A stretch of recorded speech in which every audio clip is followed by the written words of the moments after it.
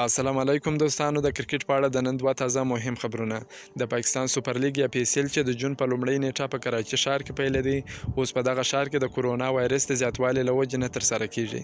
د لوبډلو څانګو د کرکټ بورډ څخه څه غوښتي دي؟ همداسې رحمان الله ګربز کله په کوارټر فاینل لوبه کې کابل ځوانانو لوبډلې ته ماتې ورکړه.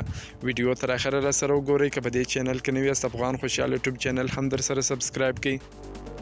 د ایوبي رمضان جام له سوریزه لیګ سیالیو په دوام کې نن غرمه لومړی کوارټر فاینل سیالي د رحمان الله ګربز کرکټ ټیم او کابل ځوانانو کرکټ ټیم ترمنځ ترسره شوه.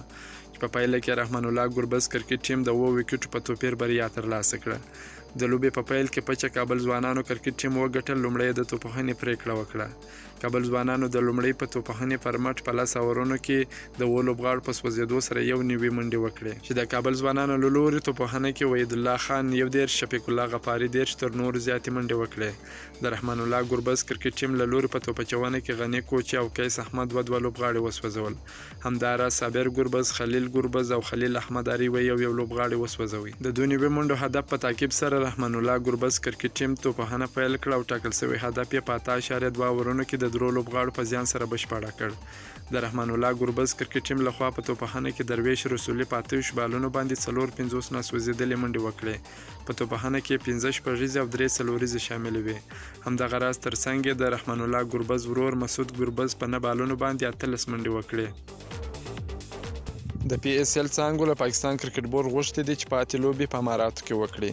په کراچي ښار کې د کورونا د نویو پیښو د ثبت کېدو وروسته د پاکستان سوپر لیګ لوبډلو څانګو د پاکستان کرکټ بورډ څخه غوښتنه کړې ده چې پاتې PSL لوبې په اماراتو هیواد کې ترسره کړي. د کرکټ سایټ د معلوماتو له مخې ټولو 6 واړو لوبډلو د پاکستان کرکټ بورډ ته یو لیک هم استولی دی. په هغه لیک کې غوښتنه ترې کړې ده چې حالات په کراچي ښار کې وارزوي.